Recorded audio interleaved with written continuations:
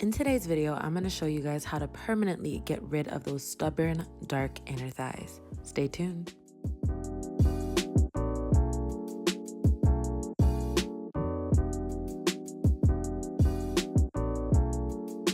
Up, you guys, welcome back to my channel. For those of you who are already part of my family, thank you guys so much for being here with me once again today. For those of you who are new, welcome. My name is Kiara Selena, also known as Nurse Key.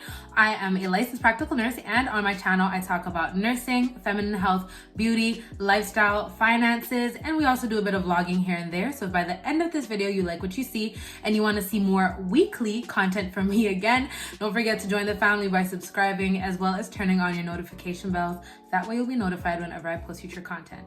So in today's video, we are going to be talking about dark inner thighs.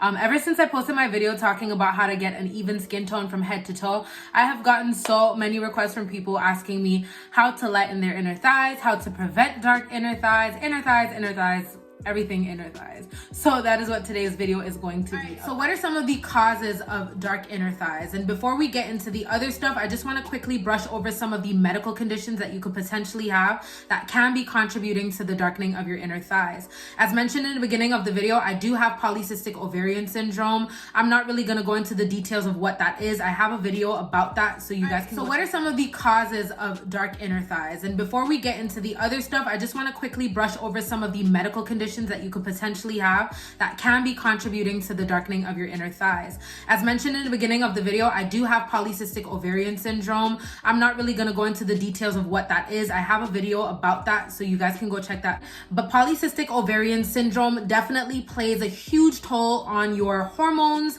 It can pretty much just throw your hormones out of whack, and over time that can contribute to the darkening of your inner thighs. Another thing is hidradenitis suppurativa, which is also something that I struggle with. So I have two of the issues, which really sucks. But hidradenitis is a condition that causes reoccurring boils and cysts on certain parts of the body, such as the armpits, the breasts, the inner thighs, as well as the butt.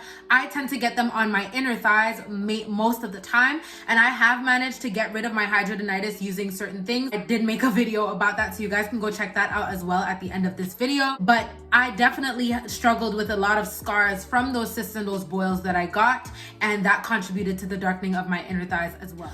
Other conditions that can contribute to the darkening of your inner thighs can include diabetes and cancer, which is why I strongly recommend that you guys go get a consultation from your family practitioner or your family doctor, just to get like blood tests and get a proper assessment. And if they rule those out, then you can move on to these next tips. So there are a few non-medical things that may be contributing to the darkening of your inner thighs, and I'm going to be talking about maybe 3 or 4 of the main ones. The first one is tight clothing, and tight clothing can definitely contribute to the darkening of your inner thighs, because tight clothing means there's no space for your inner thighs to breathe, right? And when there's no space for your inner thighs to breathe, what happens? Well, you start to sweat, and that sweat just sticking on your body all day long will definitely darken your inner thighs over time. So you want to make sure that you are switching it up sometimes. I'm not saying that you don't have to wear skinny jeans, or that you shouldn't wear skinny jeans, or you shouldn't wear leggings at all, but make sure that you're switching it up. Personally, I don't sleep with any clothes on, so I just allow everything to breathe during the nighttime. When you're at home, throw on a pair of sweatpants instead of throwing on a pair of leggings. When you're going out, maybe wear something a little bit looser sometimes, just to allow the area to breathe, because constantly wearing tight clothing will, once again, it'll irritate the area, it'll cause you to sweat, and that sweat can burn at you. So another thing that can contribute to the darkening of your inner thighs is accumulation of dead skin. If you don't know how to get rid of dead skin, I will be talking about that later on in the video. But if you just have piles and piles and piles of dead skin that's just accumulating on the surface of your skin, and you're not getting rid of that, it may give your inner thighs the appearance of being dark, but sometimes you may just need one good spa session, and some of the things that I'm going to share with you in the end of the video. And just in one session, you can see a tremendous difference in the condition of your inner thighs. Another thing that can definitely contribute to the darkening of your inner thighs is the products that you use.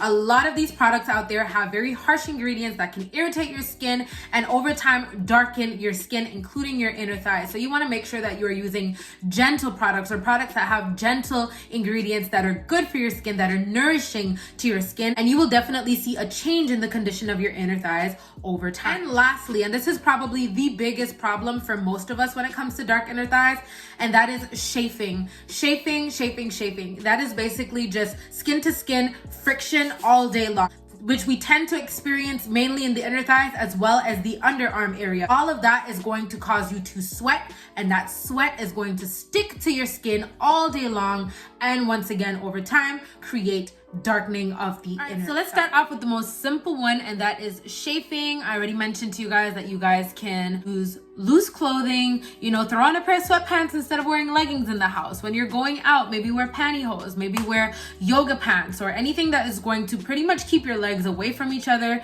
to prevent you from causing that friction. And there are anti-chafing creams that I really wanted to show you guys in this video. I had one that I used to use that I absolutely love. I forgot the name. If you're in Canada, I got it at Jean Coutu. I'm sure that you could get it no matter where you are, or you could probably find it online. I will find it and I will leave a picture of it up here as well as the name. But anti-chafing creams are great. They're kind of this silicone-ish, gelish type of texture. Some of them are creams that kind of like dry and it creates this barrier, but I like the gel one because the cream tends to make my skin feel a little bit dry, and I don't really like that. Kind of feels a bit like a primer, to be completely honest, like a makeup primer that you apply, and it kind of dries in the area and it creates a barrier between your legs so that when you're walking, it doesn't cause that friction. When it comes to the dry skin, you can use an exfoliating mitten, which I will show you guys somewhere here so you guys can see what it is. You guys can get this at any drugstore.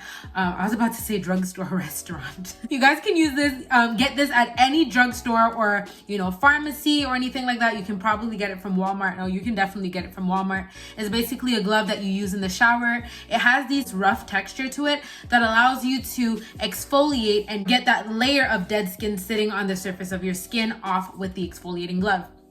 Another thing you guys can use is the sugar method. I did show you guys how to do the sugar method in my video talking about how to get even tone from head to toe. So if you guys want to see how to do that one, you guys can go check that out. But it's basically mixing sugar with water or sugar with lemon juice until it becomes a paste, and then using that in the shower to exfoliate your skin, right? Just rubbing in circular motions all over just to get that dead skin layer off the top of your skin. That is not something I recommend doing on a daily basis, simply because over exfoliating can also cause damage. It can irritate your skin, it can scratch your skin, it can make your skin sensitive and painful. It can also thin out your skin. So I don't recommend doing harsh exfoliating every single day, but I do want to show you guys some things that you guys can use every day, and these are gentle exfoliants. I showed this to you guys in 2 of my other videos. These exfoliants smell so good. You guys are gonna see I'm in love with them. I use every single one of them. I pretty much alternate. These are the Dove exfoliating polishes. These have these beads in them, these exfoliating beads that are really good for getting rid of that dead layer of skin. I don't know if you guys can see that, but you guys, yeah, there's beads in there, and it has this yogurt type of texture, I would say. It smells amazing and it's gentle enough to use every day. So if you haven't exfoliated in a while, I would say to go in and do a thorough exfoliate with something that's a little bit rougher. Don't press too hard though, just gently exfoliate, right? You don't want to thin out the skin or irritate it. But once you guys are finished doing that, use these exfoliants. This one is the almond mango butter one. This one is the pomegranate seeds and shea butter one. And the last one, which is probably my favorite, I'm like not really sure if I prefer this one or the mango and almond butter, but this one is the crushed macadamia and rice milk, and they all smell amazing. These are the different products that you can use on your body. I'm also going to be showing you guys some things that I have mentioned in my last videos, but you want to make sure you guys are using things, once again, that are gentle for the skin, that are nourishing. You don't want to use things that are harsh, that are going to dry your skin out, strip it of its natural moistures, cause all this darkness, all this irritation. Make sure you guys are using gentle products. And the one that I'm in love with, especially as someone with hidradenitis, in my hidradenitis video I mentioned this as well, but this is so good, and this is the Aveeno Active Natural Skin Relief Body Wash. This one cleanses and moisturizes, so it has this moisturizing aspect to it, and it also soothes itchy and dry skin. This one is rich in oatmeal or oats, so this is really good. If you are someone who has eczema, this will work really well on you as well. But the active ingredient in here is oatmeal, and this is so good for the skin. To accompany the Aveeno, I have the Equate Skin Relief Moisturizing Lotion. They are pretty much the same thing. Equate is basically Aveeno on a budget, right? Aveeno is like, Prada, and this is Prada's cousin, to be honest. But they look the same, they work the same. Everything is pretty much the same. It's just that you're paying name brand when you get Aveeno, right? Equate is also a name brand, I guess, but this is like Walmart, pretty much. Also has oatmeal, and it has shea butter as well. And this one is a really good moisturizer. It's gentle, it doesn't irritate my skin. And so once I'm done exfoliating and I put this back in my skin, it's so soothing, it feels so good. It doesn't trigger any breakouts for those of you who do have hidradenitis, and it is just really gentle. Lastly, you can use baby lotions. The one that I chose is the President's Choice one. You guys can get whichever one you guys want, but this is the baby lotion, and it has vitamin E in it, and vitamin E is really good for the skin. It promotes healing because it's made for the little humans. The ingredients in these products tend to be a lot gentler. Before we end the video, I just want to show you guys 2 home remedies that you guys can use. If you guys want more remedies, once again, go watch my video on how to get an even tone from head to toe. That video has everything in it, so you guys can go check that one out. But lemon is really good, and I would definitely recommend using real lemon versus just lemon juice. But lemon juice is perfectly fine. All you have to do really is take a cotton ball, put some lemon juice on it, and apply it to the affected area. Leave it on there for about 15 minutes, and then you can go in the shower and wash off. And I wouldn't say to do this every single day, because lemon can also damage the skin. Too much of nothing is good. This is really good to lighten those scars, lighten any hyperpigmentation you may have in between your legs. And once again, just apply it on a cotton ball, put it there for about 15 minutes, and then rinse off. The next thing you can use is baking soda. This is also really good. You can use it on its own with water, or you can also use it with lemon juice.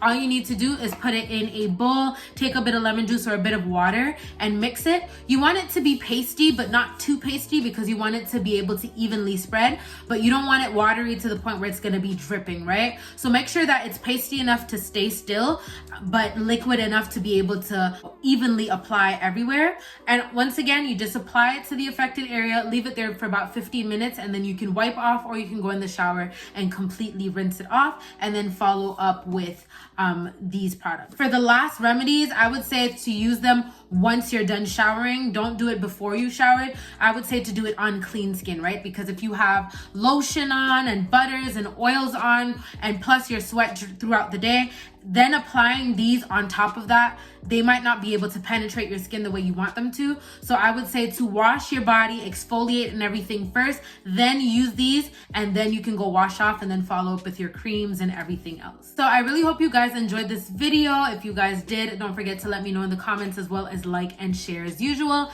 And for those of you who are not yet part of the family, if you guys enjoyed this video and want to see more content like this from me in the future, don't forget to join the family by subscribing, as well as turning on your notification bell. That way you'll be notified when I post future content, and I will see you all in my next one. Bye.